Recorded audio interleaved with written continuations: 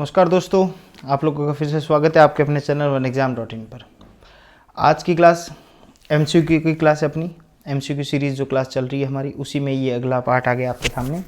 और आज की क्लास का शीर्षक और टाइटल है MCQ सीरीज़ का नेगोशिएबल इंस्ट्रूमेंट एक्ट 1881, राइट। इसके नोट्स उसकी क्लास अवेलेबल है, राइट। इसके इसी क्लास और नोट्स के आगे की सीरीज़ में हम MCQ सीरीज़ को लेते हुए चल रहे हैं, ठीक है। तो आज स्टार्ट करते हैं अपनी class. 30 question, best most important 30 question negotiable instrument act पे, ओनली ऑन OneExam.in पर और चैनल टीम सी एजुकेशनल इंस्टीट्यूट पे, ठीक है। अभी तक जिसने कोर्स नहीं लिया है, आप जाके गूगल प्ले स्टोर पे जाके हमारे ऐप डाउनलोड कर सकते हो और वहाँ पे various course all over India competition exam के सारे कोर्स कॉमर्स एस्पिरेंट्स के लिए अवेलेबल है, राइट। चलो शुरू करते हैं आज की क्लास अपनी। Negotiable instrument act 1881, right. पहला question, the negotiable instrument act 1881 is an act to define and amend the law relating to. अच्छा, ये सीधा सीधा पूछ रहा है कि ये जो नेगोशिएबल इंस्ट्रूमेंट एक्ट है 1881, ये किसके रिलेटेड है, इसके अंदर किसकी डेफिनेशन और किस चीज़ के रिलेटेड, किन किन टॉपिक्स के रिलेटेड इसके अंदर बातें करते हैं, या इसके अंदर उन टॉपिक्स के ऊपर ये लॉ बना हुआ है जो आप एक्ट पढ़ रहे हैं, ये कानून। तो सीधी सी बात है, सिंपल सा क्वेश्चन है। आप सभी को पता है कि नेगोशिएबल इंस्ट्रूमेंट पढ़ा अपन ने, जिसने वैसे पढ़ा रखा है वो आराम से इसका आंसर दे सकता है। कहीं से भी पढ़ रखा होगा उसको आंसर तो आएगा ही, क्योंकि इंस्ट्रूमेंट एक्ट का मतलब ही है कि आप क्या पढ़े। आप पढ़े चेक के बारे में, आप पढ़े बिल्स ऑफ एक्सचेंज के बारे में, और आप पढ़े प्रॉमिसरी नोट्स के बारे में। ये तीनों चीज़ उसके अंदर दे रखी है। इन तीनों को ही बोला जाता है नेगोशिएबल इंस्ट्रूमेंट। क्या बोला जाता है इन तीनों को ही? Negotiable instrument, right. ऐसे डॉक्यूमेंट जिसमें क्या हो, जिसमें एग्रीमेंट के रूप में नेगोशिएबल, कुछ ऐसी बातें, कुछ ऐसी दो पार्टियों के बीच में एग्रीमेंट, पैसे लेने और देने के, राइट। जिसमें प्रॉमिस की जाती है एक फिक्स निश्चित डेट पे आपको पैसा दिया जाएगा, राइट। बाकी सारी क्लासेस मेरी अवेलेबल, आई होप यूट्यूब पे भी फ्री अवेलेबल होगी, शायद देख लेना। चलो, तो पहले का आंसर हो गया all of the above, right. चलो नेक्स्ट पे चलते हैं, ठीक है। तो इसका आंसर हो गया all of the above, right. ये हो गया इसका answer, all of the above, ठीक है। हिंदी मीडियम वाले नीचे दे रखा है आपको भी, और आपकी भी आंसर टिक कर रखे, ठीक है, ओके। अच्छा, कुछ बच्चे कह रहे थे सर आप आंसर टिक मत कराओ, नीचे क्वेश्चन आप अलग से आंसर इसको दे दो। तो भैया ऐसा 30 ही तो क्वेश्चन है, 30 क्वेश्चन को जब मैं सॉल्व करवा रहा हूँ तो उसको आंसर मैं टिक करके ही PDF दूंगा। अदरवाइज आपको आंसर देखने के लिए नीचे जाना पड़ेगा। 30 क्वेश्चन मेरे वीडियो जब आप देखोगे, इसको मैं सॉल्व करवा रहा हूँ, तो इजीली मेरे हिसाब से ऐसे होगा कि आपको वापस इसको सॉल्व करने की आवश्यकता नहीं पड़ेगी, जब आंसर आपको पता चली जाएगा। और उसके बाद अपन अच्छा सा डिस्कशन भी करते हैं हर क्वेश्चन पे, तो इजीली वो दिमाग में आपके फिट हो जाएगा। और मेरा डिस्कशन करने का मोटिव ही यही है इन 30 मोस्ट इंपॉर्टेंट 30 क्वेश्चन लाने का, कि इन 30 क्वेश्चंस के अंदर आपको कोई समस्या नहीं हो। और जब भी ये आज से साल भर, 1.5 साल, 6 महीने, कभी भी आपको ये सवाल वापस सामने आए, तो इसका आंसर आपको एक झटके में क्लिक हो जाए। तो इसलिए इसको डिस्कस करते हुए चलते हैं, ठीक है। तो आंसर देने का कोई औचित्य, अलग से देने का औचित्य नहीं है। 30 क्वेश्चन के आंसर तो आपको दिमाग में बैठ जाने ही चाहिए, ठीक है। Second question, bankers include. देखो, जब चेक हम पढ़ रहे थे, नेगोशिएबल इंस्ट्रूमेंट में चेक पढ़ रहे थे, चेक की डेफिनेशन पढ़ी, चेक में कौन कौन पार्टी होता है ये पढ़ा। तो एक पार्टी होती है चेक में, एक पार्टी फिक्स होती है, वो होती है या तो होगी बैंक, या होगी पोस्ट ऑफिस, या होगी post office.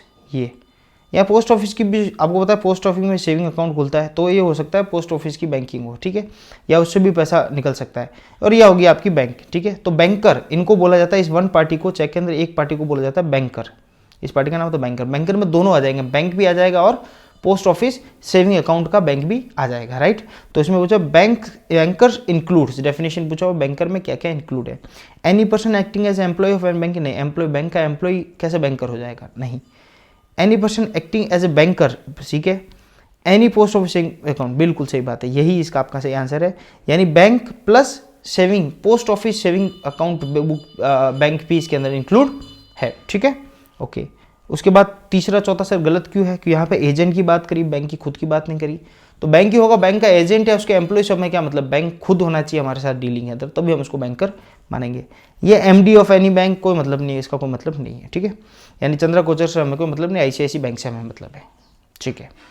Next, third question, इन अ प्रॉमिसरी नोट। प्रॉमिसरी नोट होती है, एक नोट होता है, उसके अंदर एक डॉक्यूमेंट होता है, उसमें प्रॉमिस किया जाता है कि इतनी तारीख को इतने टाइम में हम आपको पेमेंट दे देंगे, जो भी हमारा पेमेंट बना। तो एक प्रॉमिसरी नोट है, उसमें बोलता है how many parties are involve. तो आपको ध्यान में रखना होगा कि प्रॉमिसरी नोट के अंदर मैंने बताया था प्रॉमिसरी नोट के नोट के अंदर मैंने आपको बताया दो तरीके की पार्टी बताई थी, ये मैंने नोट्स के अंदर आपको बता रखा है, ठीक है। दो तरह की पार्टी क्या है, एक तो है मेकर और एक होता है पेई, एक तो होता है मेकर और एक होता है पेई, ठीक है। वैसे का वैसा बीओई बिल्स ऑफ एक्सचेंज में मैंने आपको बताया था कितने तरह की पार्टी होगी सर, यहाँ पे आपने बताई थी 3 तरह की पार्टी होगी। एक तो होता है ड्रॉवर जो ड्रॉ करता है, यानी उसको मेकर भी कहा जाता है, आप देखना नोट अच्छी तरह मैंने समझा रखा है, ड्रॉवर। दूसरा होता है ड्रॉवी, ठीक है, कौन, एक तो था ड्रॉवर एक तो ड्रॉवी। प्रॉमिसरी नोट में 2 पार्टी, एक तो मेकर, प्रॉमिसरी नोट मेक करेगा बनाएगा जो, एक पेई जो उसको पे करेगा, ठीक है। बिल्स ऑफ एक्सचेंज के अंदर 3 तरह की पार्टी होती है, एक तो ड्रॉवर जिसको मेकर का दूसरा नाम ही ड्रॉवर कहा जाता है जो बिल बनाएगा, ड्रॉई कौन, जो एक्सेप्ट करेगा उस बिल को, एक्सेप्टर जो क्या करेगा उसको एक्सेप्ट करेगा, जिसको एक्सेप्टर भी कहा जाता है। और तीसरा होगा आपका यहाँ पे वापस पेई जो क्या करेगा पेमेंट करेगा, जो क्या करेगा पेमेंट करेगा, ठीक है। यानी इसके अंदर जो नाम लिखा होगा कि name of the instrument, instrument के अंदर नेम लिखा होगा, पेई का नाम लिखा होगा किसको पेमेंट करना है। और तीसरा होता है आपके सामने चेक। तो चेक में तो सीधी सीधी बात है, 2 ही पार्टी है वापस, एक तो चेक ड्रॉ करने वाली यानी मैंने चेक किसी को लिख के दिया और अगला पेई जिसके नाम मैंने लिख के दिया, ठीक है।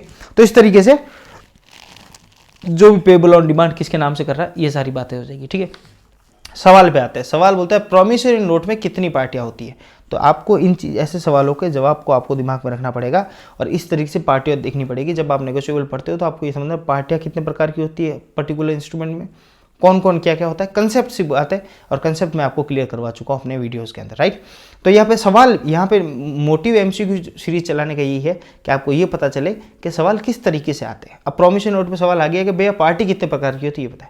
अब जो कंसेप्ट क्लियर है, जिसको पता है कि भाई 2 तरह की पार्टी होती है मेकर और पेई, तो कंफ्यूज होगा ही नहीं, वो सीधा सीधा आंसर करेगा 2 तरह की पार्टी होती है, दिक्कत वाली बात है नहीं, ठीक है। तो आपको इस तरीके से छोटी छोटी चीज़ों को भी कंसेप्ट क्लियर करते हुए चलना पड़ेगा, सवाल इस तरीके से आएंगे। नेक्स्ट क्वेश्चन लाते हैं, which is not correct about the promissory note. Promissory note के बारे में कौन सी बात नॉट करेक्ट है, करेक्ट नहीं है, यानी 3 बातें करेक्ट दे रहे हो कि एक बात नॉट करेक्ट, ठीक है। क्या क्या,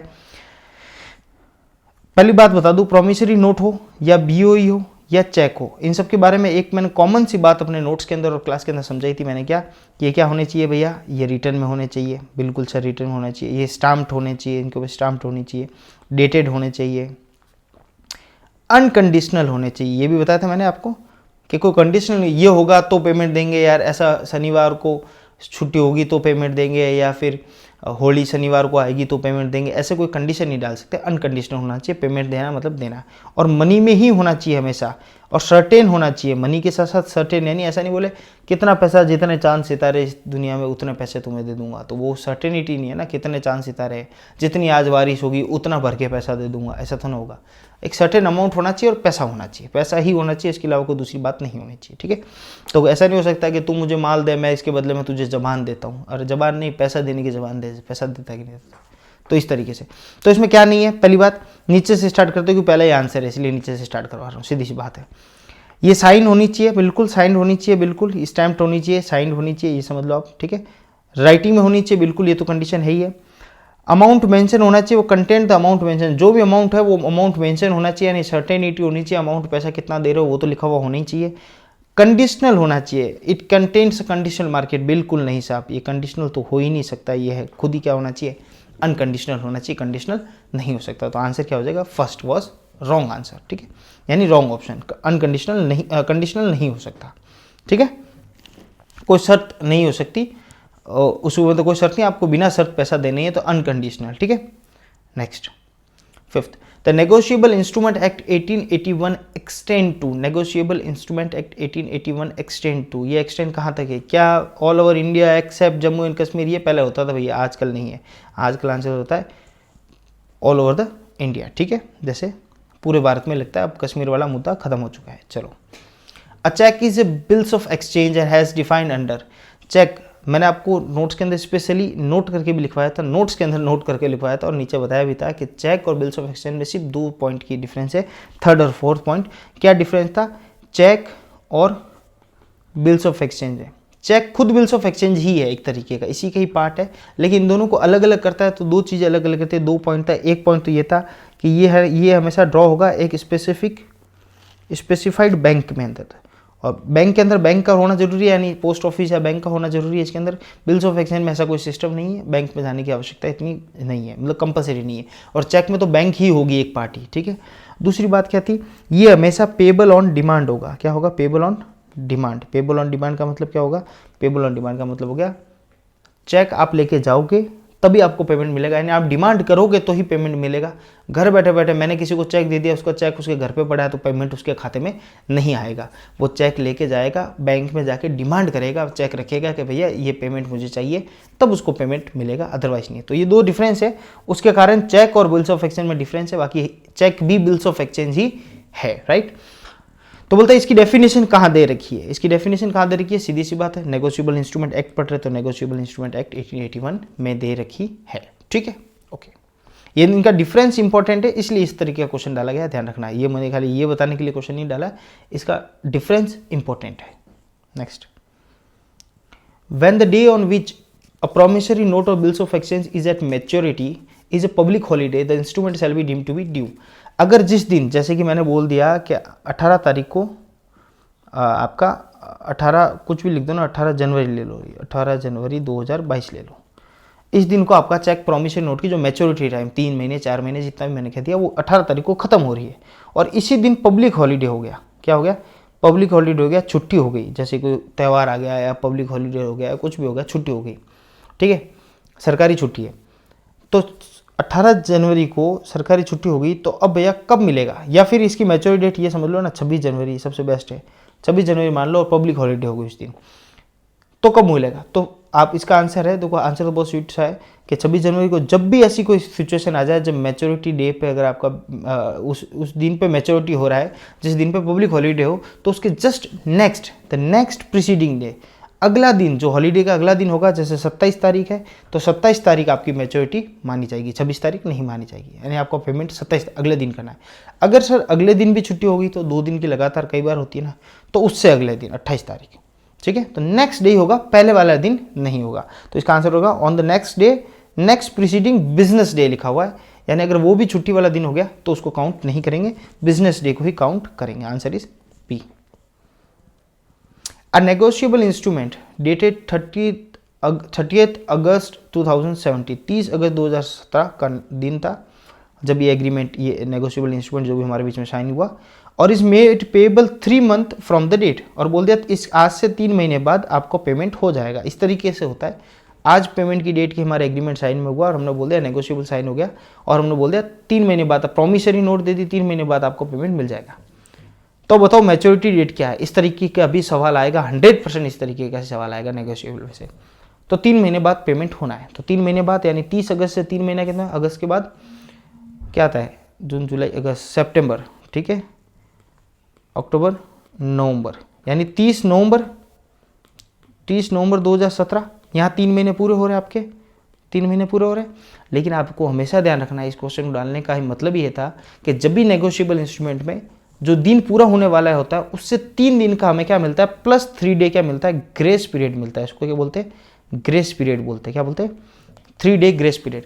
यानी 30 तारीख को खत्म हो रहा है ना, 30 तारीख को नहीं मानेंगे, जिस तारीख चाहे 6 महीने का होता है तो 6 महीने के बाद जो तारीख आती है उससे 3 दिन और आगे ऐड कर लो। 3 दिन का ग्रेस पीरियड हमेशा मिलता ही मिलता है, ड्यू डेट हमेशा उसको 3 दिन ऐड करके माननी है। तो 30 नवंबर आया, इसका 3 दिन ऐड करोगे तो कितना हो जाएगा, 30 नवंबर का 3 दिन आपका हो जाएगा 1 दिसंबर आ गया, 30 का ही होता है नवंबर, तो 1 2 3 दिसंबर। तो आंसर इज ये 3 दिसंबर 2017। अगर सर यहाँ पे 30 अक्टूबर आ गया, तो अगर ये ड्यू डेट आ गई थी तो 3 दिन ऐड कर लो भैया, अक्टूबर तो 31 का अक्टूबर है, 1 और 2 तो 2 नवंबर हो जाती है ड्यू डेट, ठीक है। मैच्योरिटी डेट क्या हो जाएगी, हमेशा 3 दिन ऐड करना है आपको, ये बात हमेशा ही ध्यान रखना है, इसको इंपॉर्टेंट भी कर लेता हूँ मैं, ठीक है, ये बात हमेशा ध्यान रखना, 3 दिन को आप हमेशा ऐड करना है, ग्रेस पीरियड कहते हैं इसको, नेगोशिएबल में रूल है, ठीक है। अच्छा, कोई चीज़ मैं अगर उस क्लास में नहीं बता रहा हूँ तो यहाँ पे मैं सारी चीज़ क्लियर कराते हुए चल रहा हूँ, ठीक है। When a promissory notes or bills of exchange or check is transferred to any person so as to constitute the person the holder thereof, the instrument is said to be। कहने का मतलब चाहे प्रॉमिसरी नोट हो, चाहे bills of exchange हो, चाहे check हो, ये 3 ही चीज़ होती है। इन 3 चीज़ों को किसी के नाम पे ट्रांसफ़र कर लिया, किसी पर्सन को ट्रांसफ़र कर दिया, ताकि उसको उस पर्सन का उसके अंदर नाम हो। जैसे ये नोट है, इसके अंदर उस पर्सन का मिस्टर भरत, ये उसका नाम हो उसके अंदर, तो इस इंस्ट्रूमेंट को क्या कहेंगे? अरे इसी इंस्ट्रूमेंट को तो नेगोशिएट कहेंगे, नेगोशिएटेड कहेंगे। नेगोशिएटेड मतलब बातचीत से बनाया गया इंस्ट्रूमेंट, तभी तो इसका नाम पड़ा नेगोशिएबल इंस्ट्रूमेंट एक्ट। ठीक है, तो इस तरीके से घुमा के सवाल का आंसर बहुत सिंपल सा है। घुमाने की कोशिश की गई है कि जब किसी को प्रॉमिसरी नोट या बिल्स ऑफ एक्सचेंज चेक किसी को ट्रांसफर करेंगे और उसका नाम उसके अंदर लिखा हुआ है कुछ पेमेंट देने के लिए, तो उसको क्या कहा जाएगा? उसको नेगोशिएबल इंस्ट्रूमेंट कहा जाएगा और इसका आंसर हो जाएगा नेगोशिएटेड कहा जाएगा। बातचीत से किया हुआ इंस्ट्रूमेंट या डॉक्यूमेंट नेगोशिएटेड। ठीक है, the maker of bills of exchange और चेक इज कॉल्ड। चेक और बिल्स ऑफ एक्सचेंज, चेक और बिल्स ऑफ एक्सचेंज मैंने बताया था दोनों लगभग एक ही है। इनका मेकर जो मेक कर रहा है उसको क्या बोला जाता है? तो मैंने आपको शुरू में ही कह दिया कि इसके मेकर को बोला जाता है ड्रॉवी कहा जाता है। क्या कहा जाता है? ड्रॉवी। ठीक है, क्या बताया था आपको? बताया था ना अभी, जस्ट मैंने बताया था ना आपको यहाँ पे। ये एक मिनट, सॉरी मेरे से एक मिस्टेक होगी। इसको ड्रॉवी क्यों कहेंगे? हाँ, ड्रॉवर बताया था ना मैंने आपको, ये यहाँ बताया था ना, ये ड्रॉवी क्यों कहते हैं? ये देखो, यहाँ नहीं बताया था मैंने आपको, यहाँ भी नहीं बताया था, ये बताया था शुरू में तीसरे क्वेश्चन में कि प्रॉमिसरी नोट को मेकर और बिल्स ऑफ एक्सचेंज में इसी ड्रॉवर को ही क्या बोला जाता है? मेकर कहा जाता है। और सेम यहाँ पे इसको ड्रॉन बोला, इसी को ड्रॉवर कह दो या इसको मेकर कह दो, तो इसका आंसर हो जाएगा drawer. Drawer, C was the answer. ठीक है, कोई दिक्कत कोई परेशानी नहीं? ठीक है सर, तो उसको क्या बोला जाएगा? ड्रॉवर। ठीक है, देखो बिल्स ऑफ एक्सचेंज में 3 पार्टियाँ होती है, वापस बता देता हूँ। एक होता है ड्रॉवर, एक होता है ड्रॉवी और एक होता है पेई। 3 पार्टियाँ होती है, ऐसे पार्टियों को याद रखना पड़ेगा आपको। ठीक है, इसी ड्रॉवर को मेकर भी कहा जाता है। ठीक है, और ड्रॉवी को एक्सेप्टेबल भी कहा जाता है, ये याद रखना। इस तरह के सवाल भी आ सकते हैं। The cheque is dash drawn upon a specified bankers and payable on demand. उसको क्या बोल देते हैं? ऐसा चेक जो कि ड्रॉ किया जाए किस पे? स्पेसिफाइड बैंक पे ड्रॉ किया जाए और on specified demand, payable on demand is called bills of exchange. मैंने आपको बताया था चेक को बिल्स ऑफ एक्सचेंज भी दूसरा नाम कहा जाता है कि ऐसा बिल्स ऑफ एक्सचेंज जो दोनों चीज मैंने बता दी, एक तो स्पेसिफाइड बैंक में ड्रॉ किया जाता है और दूसरा पेबल ऑन डिमांड होता है। ये दो ही खूबियाँ थी चेक की जो बिल्स ऑफ एक्सचेंज से इसको अलग करता है। बाकी ये है खुद भी क्या? बिल्स ऑफ एक्सचेंज का ही पार्ट है। ठीक है, तो ये सीधी से वो डेफिनेशन जो मैंने बात आपको उस समय बताई थी वो उस पर क्वेश्चन पूरा आ गया।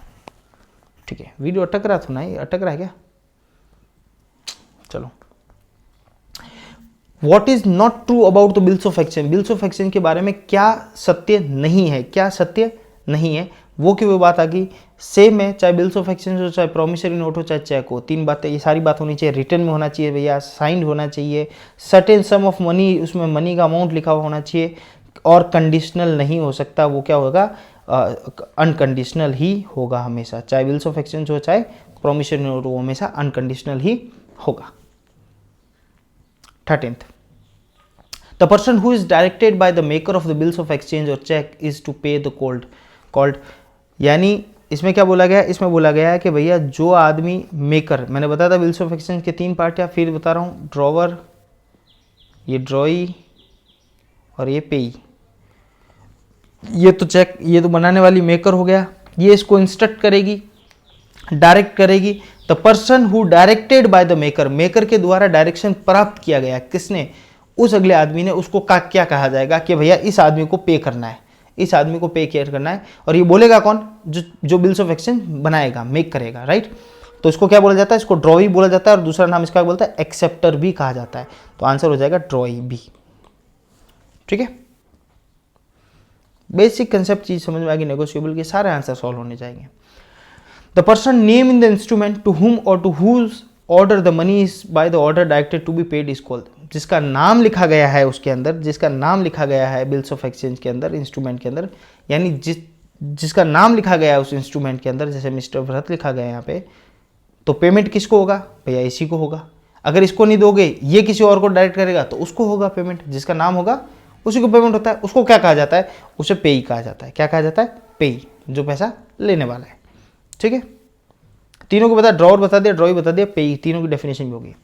इनलैंड इंस्ट्रूमेंट मीन्स, एक इंस्ट्रूमेंट होता है इनलैंड इंस्ट्रूमेंट। इनलैंड इंस्ट्रूमेंट का मतलब हो गया कि जब हम हमारे कंट्री के अंदर ही इंस्ट्रूमेंट घूमेगा, यानी बनाने वाला मेकर भी भारत का ही है, इंडिया के अंदर ही बना रहा है, और जो ड्रॉई है वो भी इंडिया के अंदर ही है, और पेई भी कहाँ पे, इंडिया के अंदर ही है।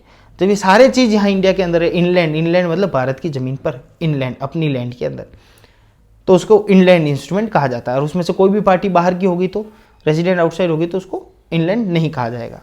तो उसकी डेफिनेशन क्या होगी, इनलैंड की डेफिनेशन पूछिए, इसका मीन्स, इसकी डेफिनेशन पूछिए। पहली आपके सामने a promissory note, bills of exchange और चेक, तीनों आगे।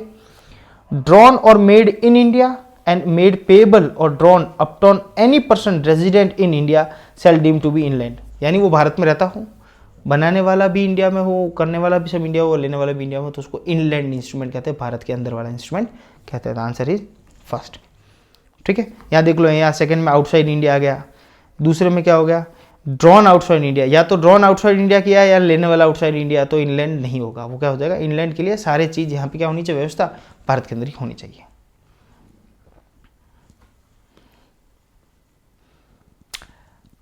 Negotiable instrument means a promissory note, bills of exchange और चेक पेबल टू। सीधी सी बात है, नेगोशिएबल इंस्ट्रूमेंट का मतलब क्या हुआ, ये तीनों चीज पेबल टू, पेबल टू किसको पेबल होगा, पेबल आइदर ऑन बियरर और ऑर्डर। आपको पता है, मैंने क्लास में चीख के बताया था, दो तरीके के पेमेंट का जरिया हो सकता है नेगोशिएबल का, पहले ही शुरुआत में बता देता। एक तो होता है बियरर और एक तो है ऑर्डर। ऑर्डर तो यानी जिसके नाम का ऑर्डर निकला है उसी को पे करना है, यानी मिस्टर भरत तो मिस्टर भरत को ही पे करना है। बियरर का मतलब होता है कुछ नहीं होता है, ये चेक जिसके पास फिजिकली, जिसके पास ये होगा आपको, या फिजिकली नोट जिसके पास होगा आपको उसको पे करना, उसका नाम नहीं है। जैसे मेरे पास है, मैं किसी से उधारी मांग रहा हूँ तो मैंने पैसा, मैंने वो भाई मेरा 1 लाख रुपए का किसी से लेना था पेमेंट, उसने मुझे प्रॉमिसरी नोट दे दिया, मुझे 1 लाख की आज आवश्यकता है, तो मैंने किसी और को, सुनील को, किसी को पकड़ लिया और मैंने बोल दिया भाई सुनील तू 1 लाख रुपए का ये प्रॉमिसरी नोट तेरे पास, 1 लाख रुपये मुझे दे, तू उससे ले लेना, तू उससे ले लेना। तो क्या वो मुझे देगा इसके नाम पे, मैं बिल्कुल देगा, क्योंकि ये क्या है, ये बियरर से है। क्या है ये, बियरर। बियरर का मतलब वो आपको जरूर देगा, वो आपको जरूर देगा। ठीक है, यानी कोई भी इसको ले जा सकता है, कोई भी इसको ले जा सकता है, एक सीधे सीधे नाम से। जैसे अपने पैसे जो होते हैं ना, रुपए 100 का, 500 का, 1000 का, ये सब बियरर होते हैं। मेरे पास होगा तो मेरा होगा, तुम्हारे पास हुआ तो तुम्हारा होगा। ठीक है, लेकिन चेक हमेशा ज़्यादातर ऑर्डर पे होता है, यानी उसका नाम लिखा हुआ होता है चेक के ऊपर, तो उसी को पेमेंट मिलेगा जिसका नाम लिखा हुआ है।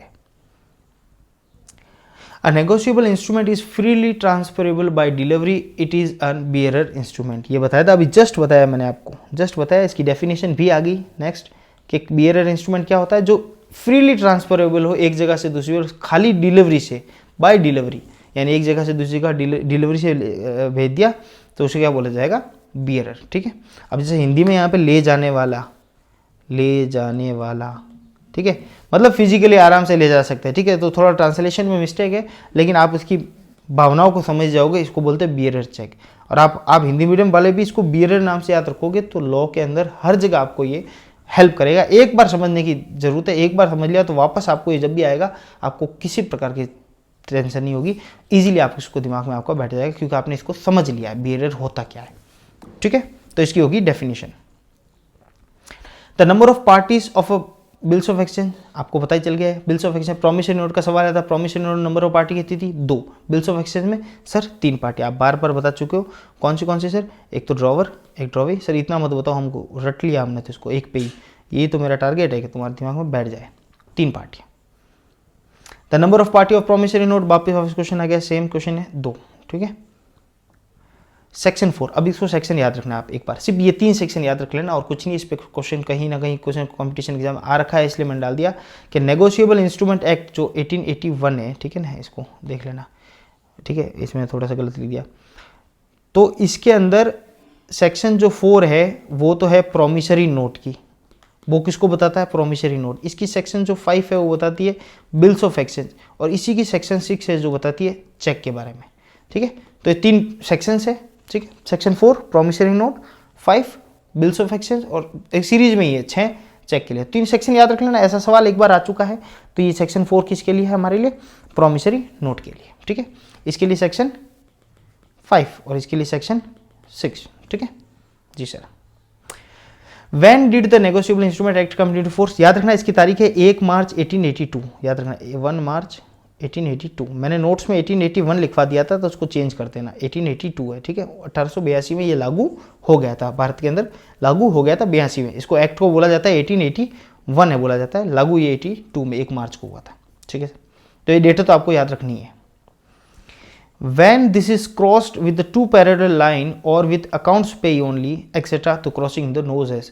देखो आप कभी भी आपने देखा होगा, नॉर्मली आपके घरों में चेक होता है, चेक के ऊपर ऐसे 2 लाइन लिखते हैं और यहाँ पे लिखते हैं अकाउंट पे, ऐसे करके लिखते और फिर यहाँ पे उसका नाम लिख ले, जैसे भरत सिंह राठौर लिख दिया, ठीक है। ऊपर क्या लिख दिया, अकाउंट पे। तो ये बोल रहा है व्हेन देयर इज क्रॉस्ड, इस तरीके से क्रॉस लगा और या फिर अकाउंट पे ही लिखा हुआ उसके अंदर, तो इसका मतलब क्या होता है, इस चेक को क्या बोला जाता है, इस चेक को आपको बोला जाता है रेस्ट्रिक्टिव क्रॉसिंग बोला जाता है। क्या बोला जाता है, रेस्ट्रिक्टिव क्रॉसिंग। रेस्ट्रिक्टिव का मतलब कि भैया अकाउंट पे ही है और ये भरत सिंह राठौड़ को ही देना और किसी को मत देना, उसका नाम भी लिख दिया और ऊपर क्रॉस करके ऐसा भी लिख दिया, क्रॉस करके ये भी लगा दिया कि भैया ये आपको देना किसको है, ये आपको देना है किसको, इसी पर्टिकुलर आदमी को। तो ये जनरल क्रॉसिंग क्या होती है, जनरल क्रॉसिंग का कुछ नहीं, ये चेक दे दिया उसके ऊपर जनरल क्रॉसिंग कर दिया कि भैया कोई भी आवे दे देना, मैं ये लिख रहा हूँ इतने का 1 लाख का, ठीक है, इसके नाम से लिख रहा हूँ, भरत सिंह के नाम से, कोई भी आवे, जरूरी नहीं इसका आना जरूरी है, कोई भी आए इसको दे देना। स्पेशल क्रॉसिंग होता है जब स्पेशली आप किसी का नाम उसके अंदर मेंशन कर लेते हो, ऐसे क्रॉस लगा के लिख दो, यहाँ पे भी लिख देता हूँ भरत सिंह आए तो ही देना, तो स्पेशल क्रॉसिंग हो जाता है, ठीक है। तो याद रखना अकाउंट पे हम किस लिए लिखते हैं कि भैया जिसका नाम हो, रेस्ट्रिक्टिव क्रॉसिंग है, आपको उसी को ही देना है और किसी को इसका पेमेंट नहीं देना है, इसे बोला जाता है रेस्ट्रिक्टिव क्रॉसिंग चेक के अंदर, ठीक है। The rate at which RBI discounts approved bills of exchanges, मैंने आपको बताया था बिल्स ऑफ एक्सचेंज का सिस्टम बताया था कि बैंक के पास जाते हो, बैंक आपको पैसा देता है, पेमेंट के बदले में वो कुछ डिस्काउंटेड करता है, डिस्काउंटेड यानी बैंक अपना कमीशन निकालता है, सीधी सी बात है, ब्याज का पैसा लेता है, ठीक है, उसको डिस्काउंटेड कहते हैं हम। तो उसकी जो रेट है वो तय कौन करता है, वो तय करता है आरबीआई करता है। कौन तय करता है, आरबीआई कहता है। और इस जो रेट आरबीआई तय करता है, RBI discount rate for bills of exchange, उसको क्या बोला जाता है, उसको बोला जाता है डिस्काउंट रेट बोला जाता है। क्या बोला जाता है, डिस्काउंट रेट। यानी 1 लाख रुपए का पेमेंट है और आरबीआई ने इस बार 2% डिसाइड किया है, तो आपको 58,000 रुपये दे देंगे, 2,000 रुपये वो काट लेंगे, क्योंकि डिस्काउंट रेट क्या चल रही है, 2%। ऐसा एग्जाम्पल दे रहा हूँ मैं, ठीक है। उसको क्या बोला जाता है, discount rate. Dashed is a dead cheque, dead cheque यानी मरा हुआ चेक। मरा हुआ चेक किसे बोला जाता है, तो इंग्लिश में बोला स्टेल चेक। स्टेल चेक का मतलब हिंदी में इसका किया जाए तो बासी चेक। क्या बोला जाता है एकदम, बासी चेक। बासी चेक यानी बास चुका है, मर चुका है, खत्म हो चुका है, उसका दूसरा नाम डेड चेक कहते हैं, खत्म हो चुका है। एक चेक की उम्र होती है 3 मंथ, कितनी होती है, 3 मंथ। 3 महीने के बाद वो चेक क्या हो जाता है, बासी हो जाता है, डेथ हो जाता है, ठीक है। तो इसलिए बोलते हैं डेड चेक को क्या बोला जाता है, स्टेल चेक भी बोला जाता है, बासी चेक भी बोला सकता है, और बासी चेक को हम डेड चेक भी बोल सकते हैं, दोनों में से कुछ भी कर लो। ये देखो जांच किया हुआ, इसका मतलब चेक है अपना चेक, ये तो ट्रांसलेशन में दिक्कत है। एक क्वेश्चन ऐसा भी आया, मैंने डाल दिया, एनईएफटी की फुल फॉर्म बताइए। एनईएफटी की फुल फॉर्म बताइए, national electronic fund transfer. NEFT करते हो ना, पैसा ट्रांसफर करने के लिए हम क्या करते हैं, एनईएफटी करते हैं, एक जगह से दूसरा। तो नेशनल इलेक्ट्रॉनिक फंड है, इलेक्ट्रॉनिक द्वारा फंड का ट्रांसफर करना नेशनल वाइड, उसको बोला जाता है एनईएफटी। उसका फुल फॉर्म पूछ लिया, एक क्वेश्चन कॉम्पिटिशन एग्जाम पूछा हुआ था तो मैंने यहाँ पे भी डाल दिया, ठीक है। The following one is absolutely essential for a special crossing. जब स्पेशल क्रॉसिंग मैंने बताया था, अभी ऐसे करके जब मैं अकाउंट पे लिखता हूँ तो क्या होता है, रेस्ट्रिक्टिव क्रॉसिंग, यानी उसी को पेमेंट देना है और किसी को नहीं देना है। स्पेशल क्रॉसिंग का एक बात इसने बोली कि स्पेशल क्रॉसिंग में ये होना बहुत ज़्यादा एसेंशियल यानी बहुत ज़्यादा ज़रूरी है, आवश्यक है। क्या, नेम ऑफ द बैंकर, उस बैंक का नाम लिखना भी, बैंकर का नाम लिखना भी आवश्यक है कि कौन से बैंक पे आपको ये चेक लगाना है या कौन सी ब्रांच में जाके चेक लगाना है, तो उसको बोलते हैं स्पेशल क्रॉसिंग। क्रॉस करके आपको वहाँ पे नाम लिखते हो, आप जिसका नाम लिखना है उसका नाम लिख दिया, उसके नीचे आप यहाँ पे बैंक का भी नाम लिखते हो, बैंकर का भी नाम लिखते हो, तो कि एचडीएफसी की इस ब्रांच में जाके ही करना है, उसे बोला जाता है कि special crossing, right. The reasonable period allowed in India for the presentation of cheque, मैंने आपको बता रखा था, अभी जस्ट आगे बताया, 3 महीने। कितने, 3 महीने। 3 महीने तक नहीं होगा तो चेक क्या हो जाएगा, वो चेक हो जाएगा डेड चेक कह दो, या इंग्लिश में दूसरा नाम इसका स्टेल, या हिंदी में कह दो बासी चेक, ठीक है सर। 28वां,